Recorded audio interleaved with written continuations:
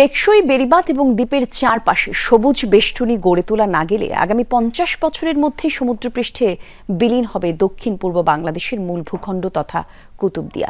রবিবার দুপুরে ঢাকা রিপোর্টার্স ইউনিটিতে অস্তিত্বের সংকটে থাকা কুতুবদিয়া দ্বীপ এবং রাষ্ট্রের করণীয় শীর্ষক গোলটেবিল আলোচনায় এমন শঙ্কার কথা জানান বক্তারা। বলেন, জলবায়ু পরিবর্তন, সমুদ্রপৃষ্ঠের উচ্চতা বৃদ্ধি এবং অব্যাহত ভাঙনে ধীরে ধীরে বিলীন হয়ে যাচ্ছে কুতুবদিয়া দ্বীপ।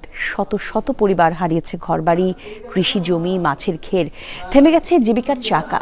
সরকারের জরুরি উদ্যোগ ছাড়া দ্বীপবাসীর জীবন এবং জীবিকার রক্ষা সম্ভব নয়।